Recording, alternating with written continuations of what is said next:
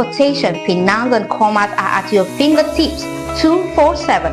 Welcome to the future. Taraba Business School and Taraba News proudly present a revolutionary lineup of products and services designed to transform your life. SUMTV, your premier 247 destination for local and international entertainment, news and educational content. Come to the broadcast of News Hour on Super Media Television. Welcome to the broadcast of World News on Super Media Television. Welcome to the broadcast of news across Nigeria on Super Media Television. This is Sport Daily on SUMTV. Good morning, Nigeria. This is the morning show from SUMTV. Super Cab, safe, convenient and affordable 247 transportation services across Jalingo and Taraba State.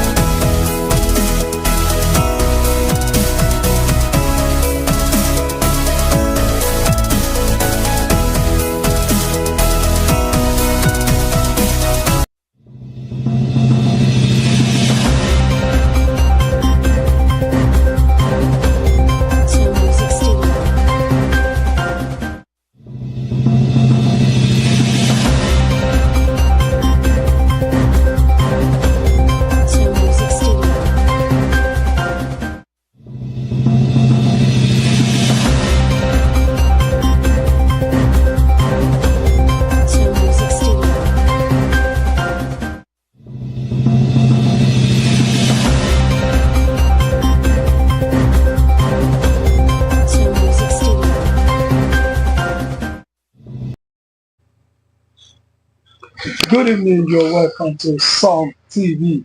And on SUMTV this evening, we're live beaming from Jalingo. It is your flagship program, Anger with Journalists. And among Anger with Journalists, we bring men of the media profession to come and discuss burning national issues. And my name is Abraham Minor Judah, and with me in the studio today is Mr. Remanscape, Roland and the Key, an engineer and a public affairs commentator. You are welcome, sir. Thank you. Yeah, it's a pleasure having you on the show. It's a pleasure too. Well, Mr.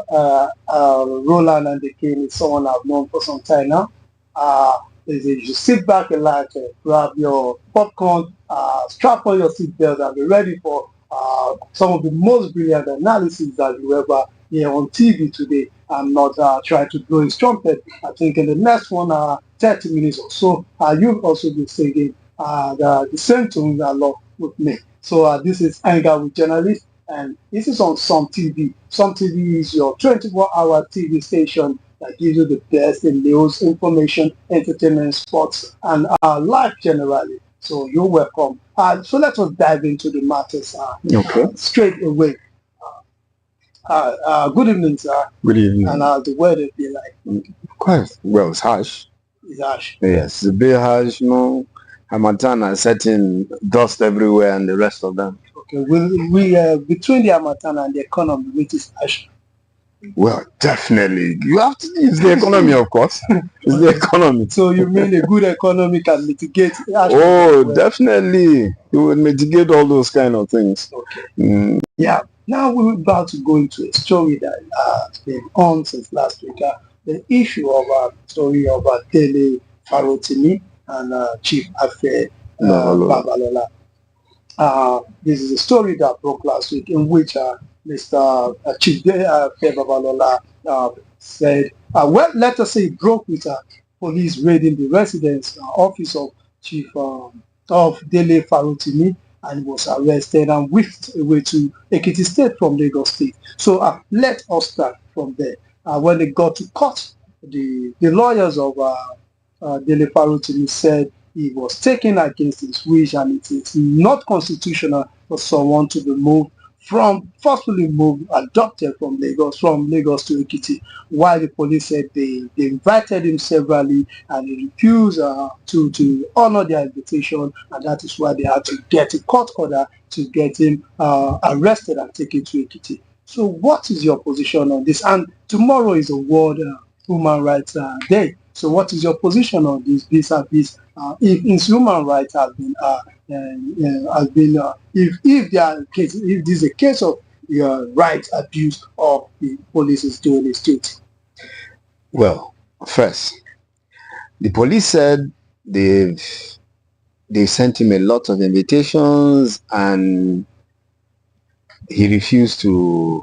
And what they did was that he deliberately dodged. He refused to entertain them. One, the police in Ekiti was the one sending him the invitation.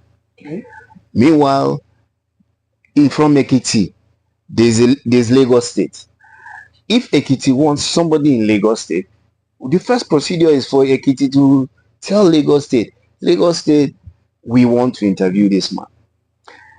Lagos State Police Commissioner will invite Dele. Now, Dele's lawyer, in the interview after the case, the initial case before this bail hearing, Dele's lawyer said he was invited by Lagos State Police. He accepted the invitation, went for an interview twice. Now, which case is Ekiti bringing that? No, he was invited to Ekiti. You just don't leave one state to the other. When it comes to human rights, the funny thing about it is that when you read the ACJA, I think, Administrative Criminal Justice Act, Administration of Criminal Justice Act 2015, you will read there that the police cannot go and arrest somebody just like that. One, they must have a warrant of arrest. The lawyer, Dele's lawyer said his client was forcefully moved from Ekiti to this. That means there was no warrant of arrest. And then if there was a warrant of arrest, one, they say they went to court. Did you hear of any court case before then? Worst of all, this is a case of defamation. Defamation is a civil case. A civil case, the police does not interfere in a civil case. When a defamation case is a criminal case, it is when it is between an individual and government.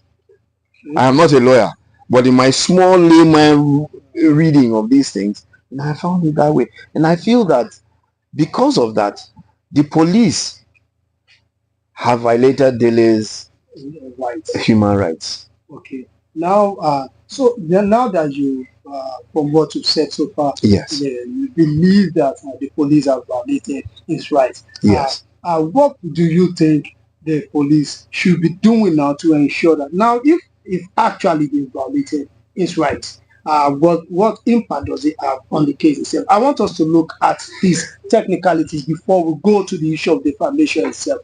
Well, first, we can't leave the issue of defamation aside because a lot of the issues come with the defamation. Okay. Now, if you look at it, his rights have been violated.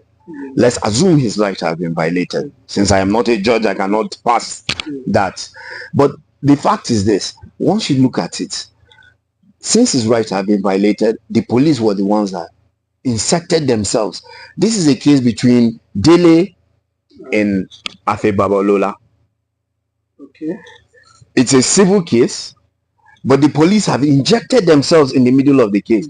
Already, you've already started seeing, apart from the violation that we're assuming has happened, we're also looking at the fact that they've skewed justice already. Because now when you start looking at it, you say, okay, the police, who is supposed to be one of the agencies to ensure that law and order is being followed, is not doing it. Instead, he has taken sides with the bigger man. That is just it. Okay, now again, another issue that comes up is the issue of if it is proper for the case. Initially the police tried the case in a magistrate court, and there's an issue of jurisdiction if the magistrate court has the jurisdiction to try that case in the first place. Well, unfortunately, I'm not a lawyer. Okay. But normally, I believe magistrate cases are local cases. Yes. Now, maybe Afe Babalola is now basing on the fact that he is from Ekiti State. His business is in Ekiti. And maybe, okay, it is in Ekiti that he has been defamed the most. Yes, okay. Because there's a lot of honor and everything within Ekiti. So, but under normal circumstances, he is a son. I should believe he knows the ways of the law. But also, I would have believed that the first thing would have been to go to a high court. Ekiti has a high court. You know, under an issue, you can also look at the fact that the high court in the state has the same level with the high court, the federal high courts. Yes. So instead of moving from the magistrate court, he moves on to the high court, because definitely if the case leaves the magistrate court, he has to go to the high court. Yeah, so maybe he's trying to waste Dele Farotimi's time by starting from the magistrate. But I really don't see the reason why he should be in the magistrate court. Now, but we heard today that he has been granted bail. He has been granted bail of 50 million naira, and the case has been adjourned, and the trial has been adjourned. The trial has been adjourned to 29th of January 2025. And they say Mr. Farotimi will remain in detention pending when he meets the bail condition. Another 12 count charges were filed against him in a federal high court. And the 12 count charges basically, let me see, there's a count charge somewhere here. I did the summary of that, and they say, okay, the 12 count charges, count 1 and 2, Farotimi allegedly transmitted false information in an online interview stating that Afe Babalola corrupted the judiciary with the intention of bullying and harassing Babalola. Count 3 and 4, he said Farotimi allegedly sent messages during the press conference claiming that Babalola fraudulently preferred charges against him, and that the court has issued a bench warrant to his arrest. 5 to 9 in summary, that Farotimi allegedly transmitted communications in an online interview making statements about Babalola's alleged corruption of the judiciary and society, while count 10 to 12 speaks about Farotimi allegedly sent message during a press conference claiming that he told the truth about Babalola's corruption of society, and that Babalola corrupted the Supreme Court to procure fraudulent judgments. Now, these are weighty allegations against Farotimi. I've read parts of the book, and I've also listened to the interviews he planted on some TV stations and the press conference. And I would like to ask you specifically, do you think this is at face value? Is this defamation? It's only defamation if Dele Farotimi cannot prove that these things were like this. But come to think of it, all these these charges, it's funny. If it is a case between Afe Babalola and Dele, I'm wondering why is the police the one prosecuting the case? It's not a criminal case. It's not a criminal defamation, because I read somewhere, like I said, I'm not a lawyer, I read somewhere that criminal defamations are cases between an individual and government. So I wonder why police are the ones prosecuting the case, and it's not a case in the civil courts, but it's a criminal case. Okay. Yes. I have seen here that there's a criminal liability in defamation. When a person who defames another person can be held criminally liable, the offense is punishable with imprisonment for up to 2 years or a fine. See section 375 of the Criminal Code Act. Funny enough, yes, you can determine a case to be a criminal case only when you finish the civil case, I believe. Okay. You must have a civil case, and then they now say, okay, the judge will say, no, he's criminally liable. But was there a civil case? Okay, now let us leave that for the law. So Yes, exactly. Let us leave that. Now, again, the reason why I want us journalists to talk about is that we are not owned by the ethics of profession to be subjudiced. Lawyers will say the case in the court. Yes, it's for them not to speak, not us. Not us. It is our job to speak. Now, let me ask a question. Does Afe Babalola, if you were him, will you take this line low? The question I want to I'll come back to Afe.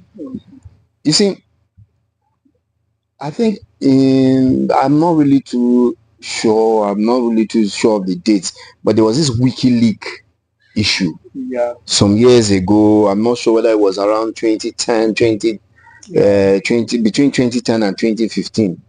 Now, this same issue, this same talk about the bribery to the judges was published in WikiLeaks. The question I always want to ask is, what was Afe Babalola's reaction at that time to that leak? Did Afe Babalola say anything about it? Actually, I tried to do a research on it, and I found out that there was no, for me, my research, I found that there was no reaction as of that time.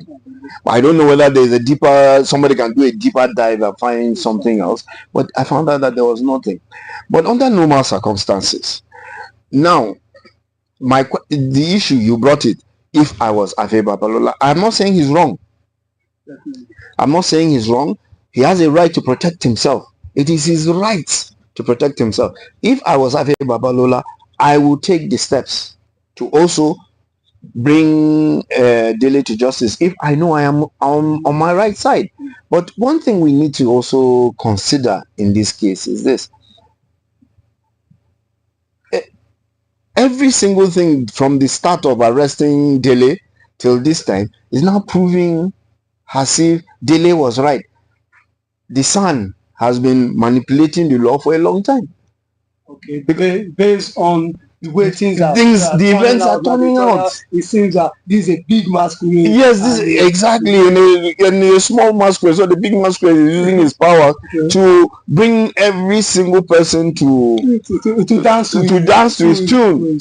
Yes. Now let me refresh our memory on a little on what happened. The WikiLeaks cable that came out some years back. It was about the 2003 elections in Adamawa State. Which there was a report that a lawyer was allegedly the former president of Nigeria, who was president there, gave, I think, a huge amount of money to Afe Babalola's chambers, according to the state, to dispense to judges involved in the tribunal case between Boni Aruna of PDP and in the tribunal, and someone said he personally delivered 500,000 naira to the tribunal judges, and he said more could have been given through that. So that was the report. And I'm just saying this to this are not my words. So in case the big masquerade wants to say these are not my words. You're scared of this. I'm just trying to clear the air. These are not my words. Yes, okay. Yes, it's not the words of SUMTV too. So that is just my point. I'm just trying to refresh our memory. So now he said and it's interesting. We will do a deep dive into that to see what was his reaction to that. They say, and probably maybe he felt WikiLeaks cannot defame him, but Dele Farotimi can defame him. It could be his position on that. Now let us go to the issue of corruption in the judiciary and the courts. And let me start from the position of why is it that everyone that loses a case, most people that loses a case in the Nigerian system, accuse the judiciary of corruption, and the same.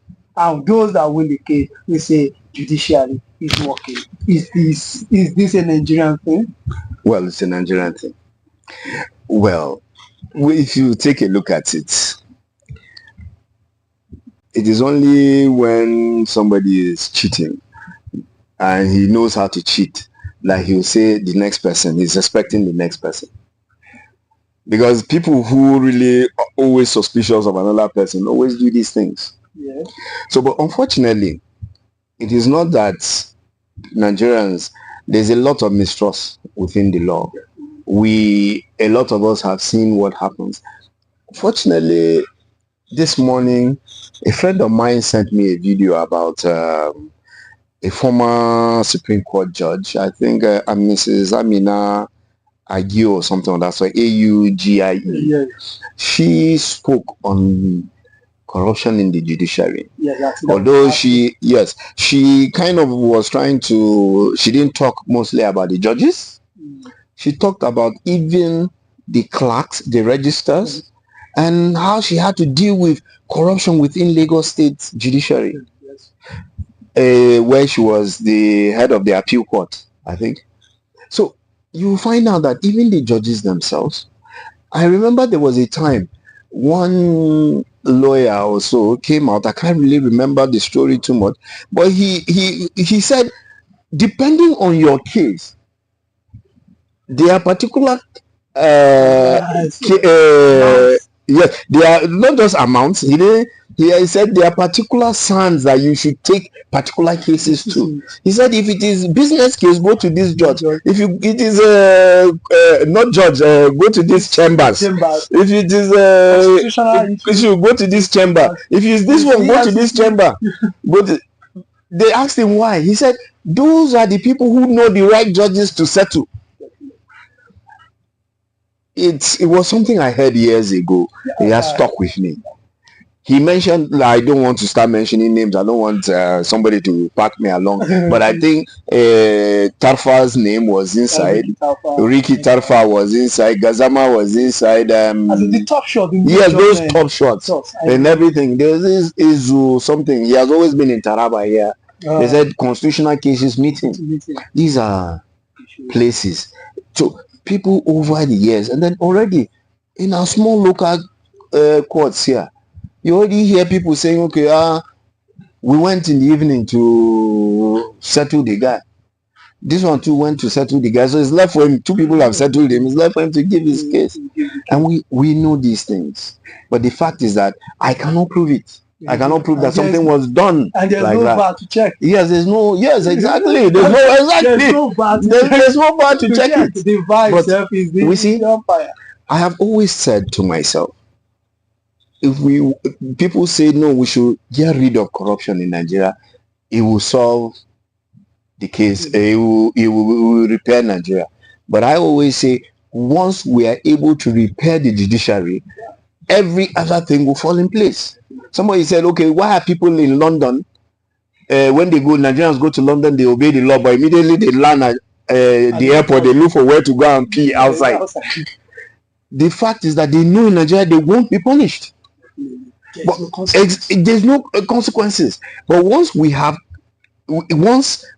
get the judiciary in shape, every single person knows that if I commit a crime, I will be jailed. Yes. I will be faced with the rules of the law.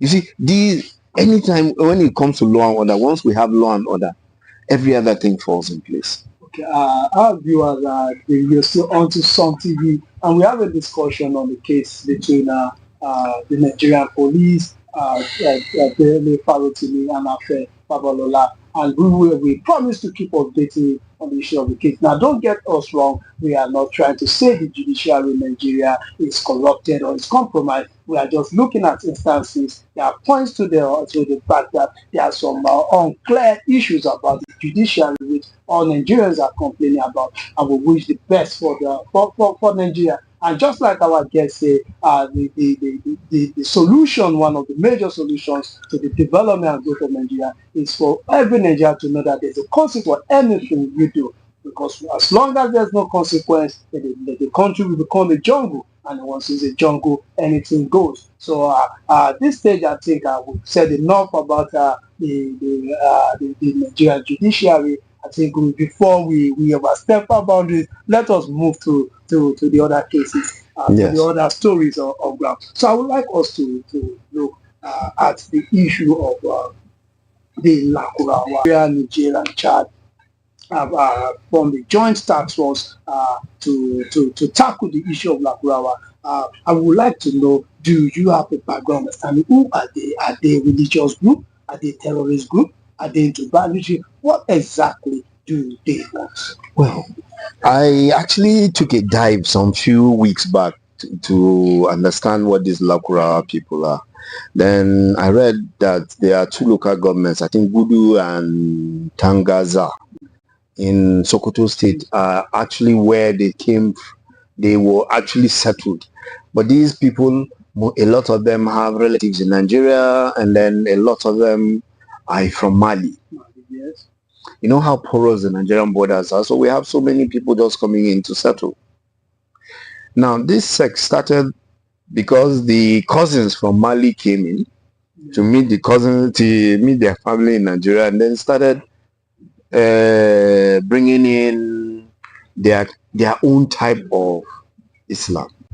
It's an Islamic, they claim they are an Islamic sect. Somebody said they've been here since 2008. They had small issues around 2008. That's when people started noticing them. They actually speak more. They try to take Hausa, Fulani, and Arab. They speak a lot of those two languages, and then mostly a lot of times they dive into Arab more than even the two indigenous languages. But also, because of movements over since all those years, they've been able to move across. They have a place in Bauchi. I think I've forgotten the local government they mentioned, but they have a small community in Bauchi, which has moved a little bit to Gombe too now. So you see, they have not been violent. They've just been preaching, getting more people, and then what they did was, you see, poverty is one of the terrible things that are occurring that is bringing all this violence in the north. The reason is this: when these people came, because they had foreign help and everything, what they were always doing was that they were assisting farmers with pumps, inputs, especially dry season farming. So that's how they sprayed from the two local governments in Sokoto. They went into KB. They got a lot of people in KB. Then they now moved from there. They came into Bauchi, where dry season farming is so much, and then moved on to a little part of Gombe, towards the border areas of Bauchi and Gombe. Now, these people were moving just because they were bringing in more people to themselves because of the assistance they were giving, and so people were leaning to them. But it was fun. The funny thing is that they have never been violent. They've always been preaching peace and moving around to other people. So the issue came in when they attacked Mesa in I think KB. Yes, and killed 17 people. Nobody believed these guys were there was no report that this sect was going to be violent. And then all of a sudden they just turned to be violent. And since they had made a lot of recruitments across the nation, I think all these periods, and then funny enough, they were not violent. They were staying under the radar, and they were training themselves militarily.